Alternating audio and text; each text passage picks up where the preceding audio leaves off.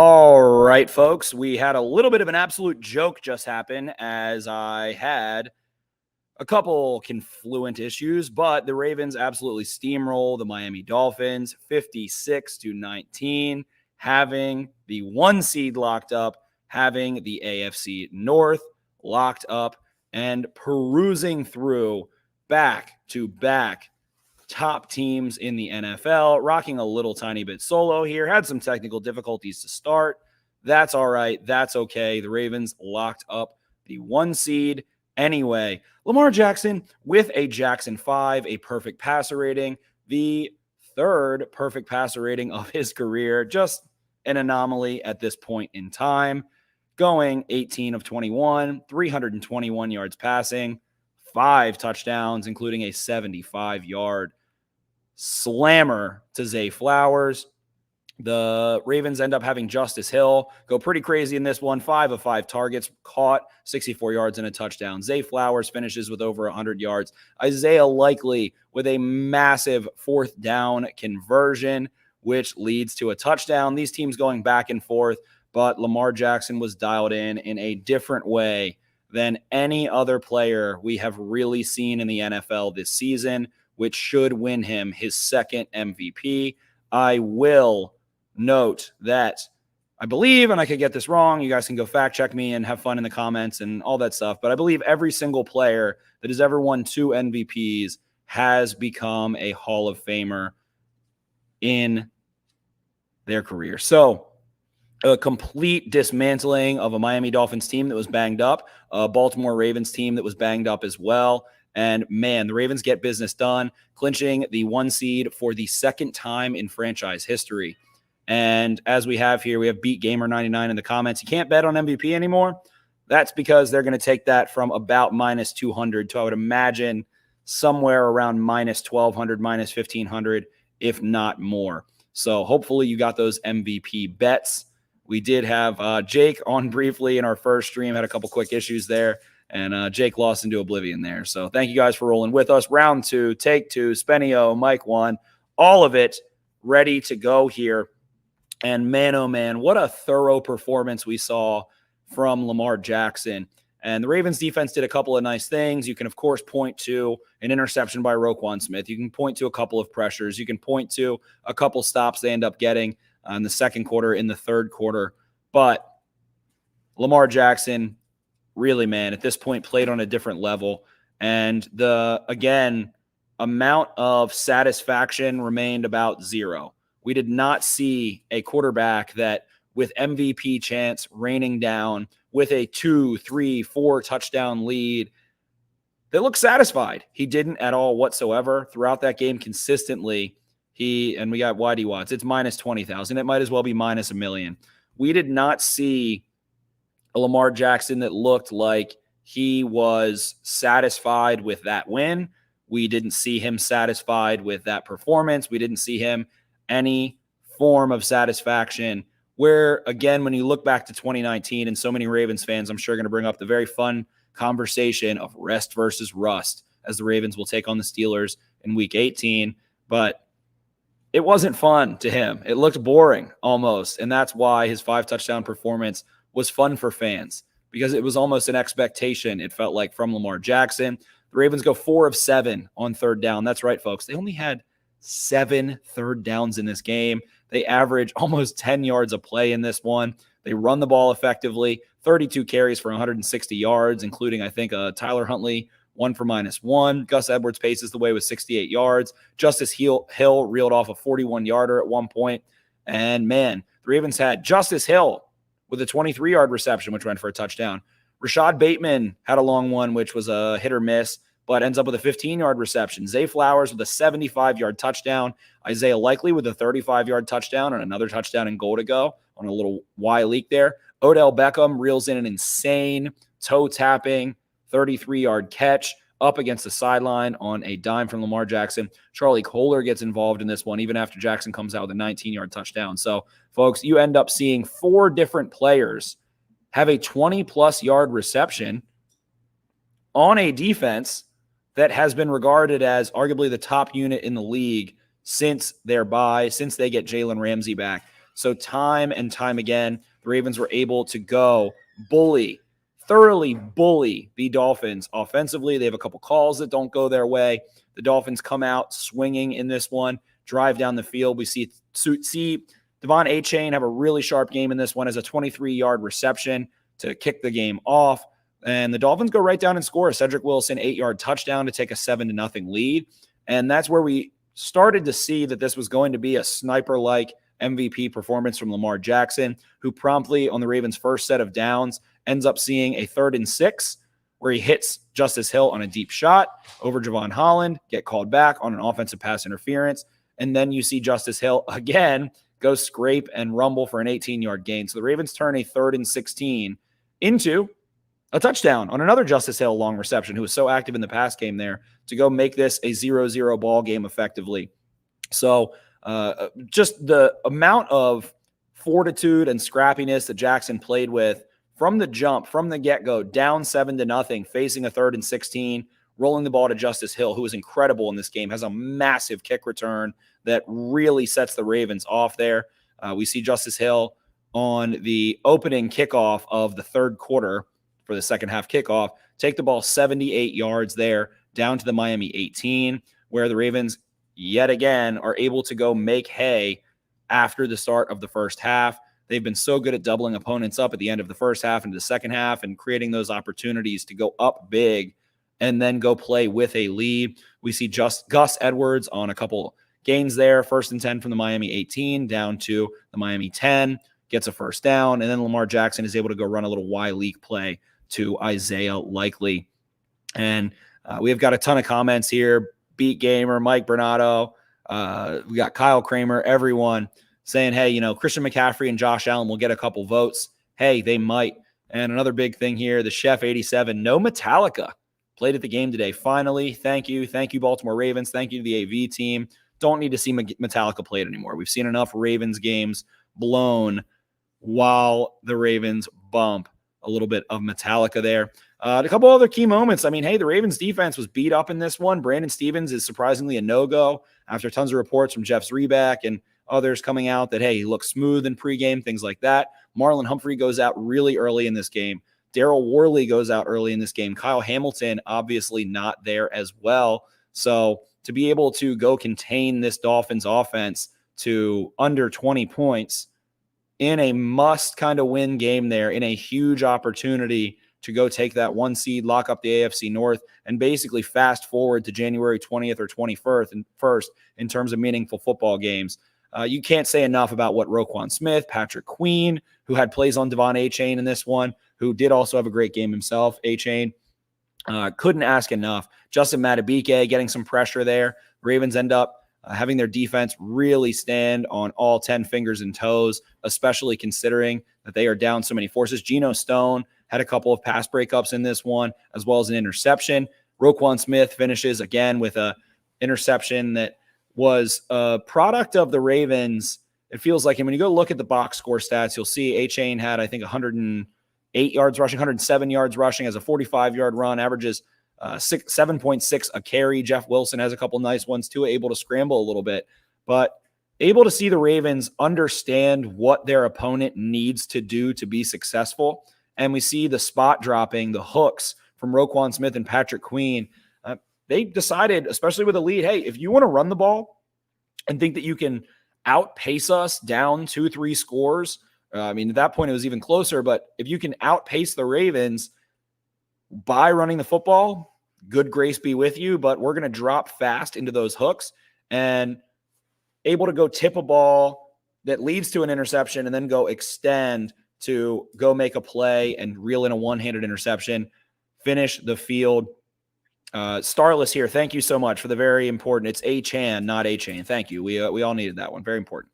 But to go make those plays, to go drop into those hooks and those curls super quickly, understand where the Dolphins were hurting the Ravens in the seams, in that intermediate area between the numbers, between the hashes, was Mike McDonald and the Ravens defense, again, being able to improvise, adapt, and overcome during a game as the Dolphins came out firing. Again, we talked about the fact that they were able to go drive down in the opening possession. They have, I believe, a 7-play 75-yard touchdown drive capped off by Cedric Wilson. The Ravens go make it 7-7. And then the Dolphins take the ball, able to find Tyreek Hill, able to get an H-hand run from the Miami 43 all the way down to the Baltimore 12, and then go get a red zone stop, but nonetheless allowed a lot of field position, allowed the Dolphins to get in a scoring position. Jason Sanders goes and hits a field goal there. And then from there to kind of buckle down. The next time you see the Dolphins get the ball, we see Tua Tagovailoa go 4 straight dropbacks, which maybe you look back in hindsight and say, hey, we were running the ball pretty well. Or pardon me, the Dolphins had the ball at the end of the first quarter, but they still go 5 straight incompletions with a sack in there, as well as a gain to Smythe wedged in there. Botched that one. But punting the football back to the Ravens. Ravens go up 14-7. And then again, getting out of a difficult situation, the Dolphins have A-chain, the A-chain go down on another little gain there. Tyreek Hill able to go get a 25-yarder, get to the Baltimore 20. And from the Baltimore 20, they go stuff, incomplete, and force another field goal there. And on the ensuing play, Lamar Jackson able to go find Zay Flowers on the play that the Ravens have been missing in this season, in this conquest of continuing to play these teams, able to get Zay Flowers downfield with leverage, broken coverage a little bit, and then Zay Flowers, who only had a limited practice on Friday, to go break a defender across the face and then go get away from another defender to go make a explosive play, was all of the things that ironically people have said this Ravens offense still hasn't done. The goalpost moving of, well, they do have to be methodical, or, oh, it's not sustainable, or, oh, it's not something that's going to work in the playoffs. They make it work. And against the Dolphins pass rush, hey, they don't have Jalen Phillips, but Van Ginkel, Bradley Chubb have been quite explosive. Christian Wilkins and Zach Sealer, no jokes on the inside.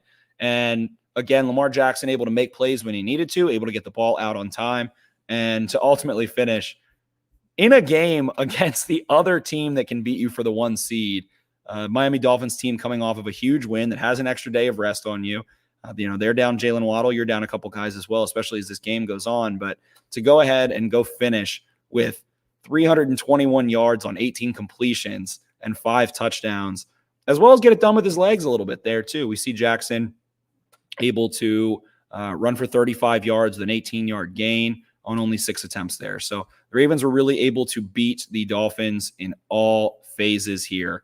And just a total annihilation of a game that was close in the first quarter, the first half a little bit, and for the Ravens to just come out firing in the second half there at home in front of a rowdy crowd. It was loud as heck there, and go get business done was a thing of beauty. Controversial calls, Rashad Bateman. Again, you want to point back to a possession where the Dolphins have 3rd down, Tyreek Hill open in the back of the end zone. And we see here Deuce 1042, that Tyreek Hill drop was egregious. It most certainly was. He beat, I think, Geno Stone and Marcus Williams between the two of them, if I'm not mistaken. We'll go back and check what it was, but just drops the football. Ball hits him right in the face, right where you want the ball to go, in the back of the end zone, and unable to go reel that one in.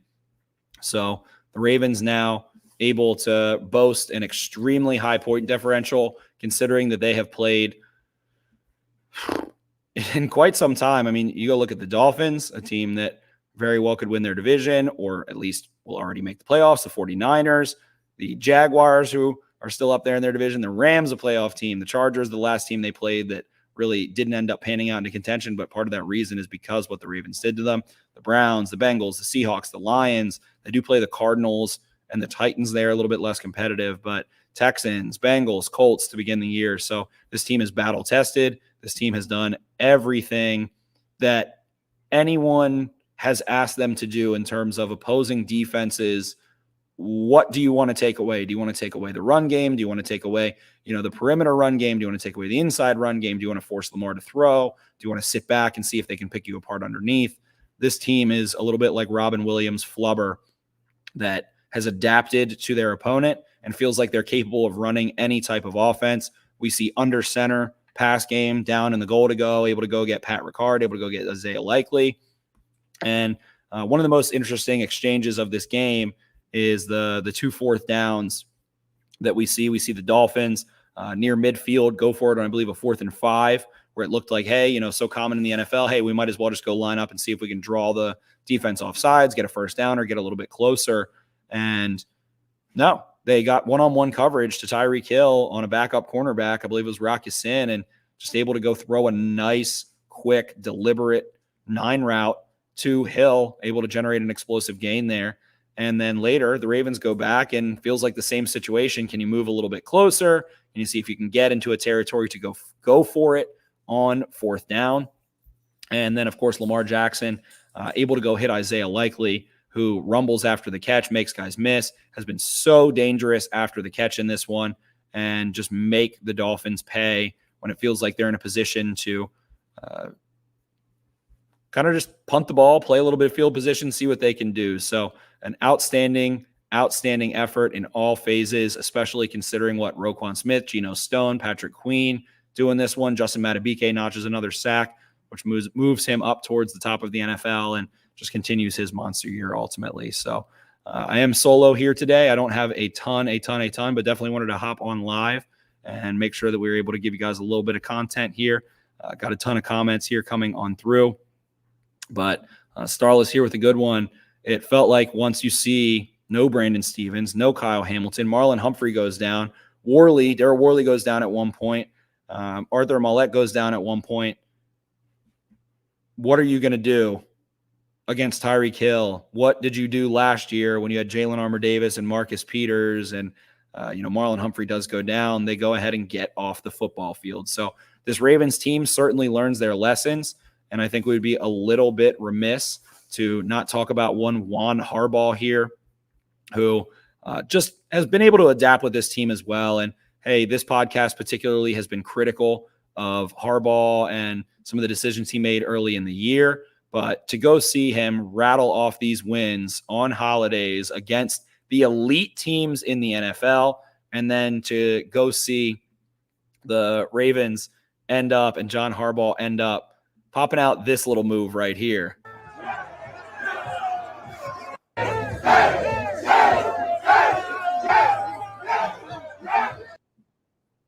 Looking a little bit like a rabbi and at a Jewish wedding there, hitting the hey, hey, hey, hey. So Harbaugh ecstatic, the Ravens ecstatic, and Beat Gamer with a nice comment here. Yeah, it does feel like the Ravens do press in terms of 4th down and some of those things when they are playing better competition. Probably because those teams are more well-coached and less likely to make mistakes more so, whether it's turning the football over, which the Dolphins did do a couple of times there. But probably feel like other teams will implode, but against a really good Dolphins team, a well-coached Dolphins team that definitely gave them a run for their money early in this game, went for it, attacked victory. And I will say one of the sequences that felt like, and I know we have some people in here saying, oh, geez, this started to get me a little bit nervous when it was 35-13. Felt a lot like last year. I'm trying to go find the exact sequence here, but the Ravens get into a short yardage situation where they are facing, I believe, a 4th and short, and to just go line up there. Can't even find where it is at this point, but I think it was a 3rd and short. They run Lamar Jackson into a wall and then go punt the football. Felt like, oh boy, oh brother, here you go again. So getting maybe a little bit too conservative for what people would like to see, but then able to ultimately come back, be aggressive, go convert on those 4th downs. You see Lamar Jackson in this one, 75-yard touchdown, 35-yard touchdown, 23-yard touchdown, or 20-yard touchdown, and just pushing the ball downfield on a really good Dolphins defense over and over and over again. We do have a comment here about Gus Edwards' fumble, which the irony, Gus Edwards, someone that has such consistent ball security. And I believe it was Zach Sealer, one of the Dolphins defenders, able to kind of manipulate the football a little bit as he's going down. And then the Ravens able to just turn the ball back over.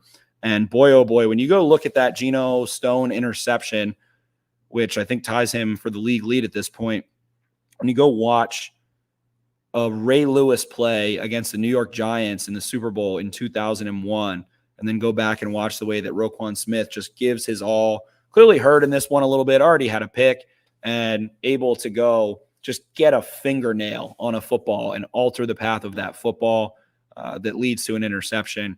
Those are the fine details. Those are the millimeters, the micro inches, the nanometers that we see so many people talk about in relative fashion to the NFL, to even Pee Wee football in the sport of football. So many awesome things there. Next Gen Stats in this one, just kind of rambling here, but Next Gen Stats has Lamar Jackson with a 28 EPA as a passer today. So much conversation about EPA and whether that should determine who is the NFL MVP. Well, if you're able to go beat the San Francisco 49ers, and if you really want to back it up to the division-leading Jags at that point, or even further to a Rams team that's going to be in the postseason, but just in these last 2 weeks to be able to go outclass, outlast, and punish the Dolphins and the 49ers, who are coached by the darlings of the NFL media, Kyle Shanahan, Mike McDaniel, couldn't be regarded by the media, by the big talking heads, as more creative, more intellectual, more nuanced, more modern in their approach to offensive football. And to hold both of those teams under 20 points and score over 30 points, truly unbelievable. Truly unbelievable. So we'll say fuck EPA. We got it here. Fuck EPA. Fuck the Environmental Protection Agency. Fuck expected points added. Lamar Jackson breaks the norm. He breaks what others might be measured by. The gravity that he pulls in the run game, the highlight reels that he has put on in the pass game. And to me, again, the thing that has stood out so incredibly much is that when his blockers lose, they don't turn into negative plays as often. We see Jackson with only this game might change that, but he did well under pressure. He did well off of play action. He did well from a clean pocket. But going into this game, he only had a 9-point difference in terms of quarterback rating when pressured versus not pressured. So to have a quarterback that can win while being pressured, while your pass rush gets after him, Mahomes, Allen, maybe a Burrow, not many guys really in the history of the league that can do that consistently. What more is there to say? Lamar Jackson should have his second MVP. That should lock up really a Hall of Fame career when you go look at what has happened when players win multiple MVPs. So the Ravens dismantled the Dolphins in this one. They set the M&T Bank record. We see Tyler Huntley come in and just throw a dart to Charlie Kohler. What is there not to smile about on New Year's and Christmas? The Ravens have made up for their sins that they've committed to Ravens fans on the holidays in the last 8 or so years, and turn this into a New Year to remember, a Christmas to remember, and a holiday season to remember. So with that said, the Ravens will see the Pittsburgh Steelers next week, a team that I believe has gone ahead and won this one 30-23 here, moves to 9-7. The Steelers still just right on the precipice there. Najee Harris goes for 122 and 2 touchdowns. George Pickens, I think, has over almost 400 yards in his last 2 games there. So Steelers team that's getting hot, but Ravens team that can chill. So not stressful. And when you want to go talk about bye weeks, rest versus rust, all of those things, I don't know how you can see rest not being so beneficial. Kyle Hamilton, Brandon Stevens, Marlon Humphrey, and older Odell Beckham. Ronnie Stanley ends up looking like he got a little tiny bit banged up in this one. Guys like Justice Hill and Gus Edwards that are taking career high usage. Tyler Linderbaum starts the season with a sprained ankle, able to go roll through in this one. So if you want to go check out Travis Kelce and Jason Kelsey's podcast to plug some guys who don't definitely have plenty, could use some help boosting the attention that they have on them. So definitely go check out their podcast. But they talk about what it means getting that bye versus not getting that bye, and this game being a playoff win. So, of course, Mike Bernardo here. Don't want to get swept by the Steelers, but I'd like to see them in the playoffs. I think a lot of people would like the Pittsburgh Steelers to make the playoffs there, so especially in that redemption arc. So with that, appreciate everybody tuning in here. I know we had some snafus early on, but Ravens 56, Dolphins 19, Lamar Jackson locking up for all intents and purposes, his second MVP in 5 years here over his 6-year career. So doing things I don't think we have ever really seen before on a football field. And man, oh man, how can you not feel amazing about this one?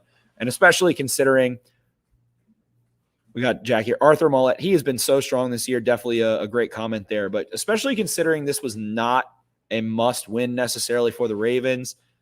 The Bills, if the Dolphins win this one, they kind of, they have the division locked up. They'll get a home game, and they're super banged up after this one. Let's say if it somehow went another way, the Ravens would be able to play the Steelers and maybe win and still get there. So to have that intensity and focus on a short week after playing on a holiday across the country goes to show how disciplined and focused this Baltimore Ravens team is right now, how much Johnny Harbaugh and Toddy Munkin and Big Mike McDonald there have their guys dialed in. So this team is exciting.